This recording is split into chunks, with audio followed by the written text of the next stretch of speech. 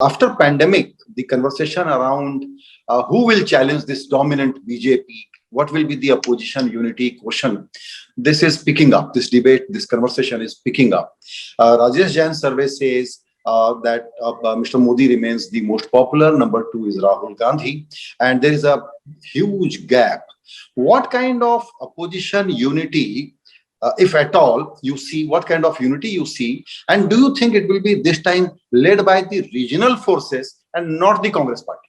If you take the non-Hindi belt, if you take all the way on both sides the coast, I mean, there's a slight exception in Karnataka, but Karnataka, is kind of wavering. It's not clearly, the BJP had to come through the back door. Now that government also shaking. But if you start from Maharashtra and you go, Maharashtra all the way down and up, and you leave out the Northeast, because the Northeast, in my opinion, whoever controls the union controls the Northeast, right? They are so dependent on the union for money. 80-90% of their budgets come from the union, from taxes taken from places like Gujarat, Maharashtra, Tamil Nadu, Karnataka, who are huge net taxpayers. But whoever controls the union can effectively control those states. And if you're mercenary politicians like the leaders of the current BJP, then they can buy their way to power whenever they are in power and the money is in their hands. So I leave the Northeast out. I don't think that's reflective of anything other than who is in power today and who controls the purse strings. But if you take the rest of the country, from Bengal to Maharashtra, all along the coast, and if you go towards the north, Punjab, now Uttarakhand, not Uttarakhand, Punjab, Haryana, Himachal. Punjab, Himachal, and Jammu and Kashmir. Jammu and Kashmir, of course, the BJP is at best wavering on the edge or clearly not in the right place, right? I mean, in Kerala, Tamil Nadu, Orissa, and all that, they're not, and in Bengal, as my friend Prashant Kishore sent me the data, this margin of victory for the average TMC candidate in Bengal is the biggest margin of any assembly constituency in any state in the history of India. So there are clearly, wherever there is a non-Hindi, where there is still identity left, where there's still culture left that has not been homogenized, then the BJP is a relative non-entity or a marginal player, or at best, a kind of second-tier player. It is really these 4 or 5 or 6 states, particularly UP and Bihar, and even Bihar, I mean, Bihar, with the full force of the union government, with all of the resources they brought to bear, with the full cooperation of the courts and the election commission, the NDA was managed to win by 0.12% or something of the vote against a 31-year-old leader of the opposing segment. It's not as if they got a rousing mandate or anything like that. And then 20-30 MLA constituencies, the Form 20 is still not issued, or it was not issued for months after the election. So in my mind, that is also effectively a rigged election. So I'm saying this notion that somehow there's invincibility arises from the population weighting in places like the Hindi belt and starting with UP. Right.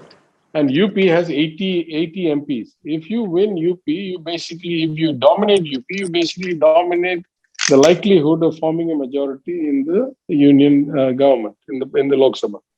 So this is a structural problem. I think the advent of the Honorable Prime Minister and the Honorable Home Minister has exacerbated and exposed how dangerous the situation is, or how skewed this situation is, that you could have hundreds of millions of people who have no interest whatsoever. I mean, let's not forget, after all of this is said and done, the BJP in the 2019 election got 37% of the vote, and with their NDA partners together was something like 44 or 45.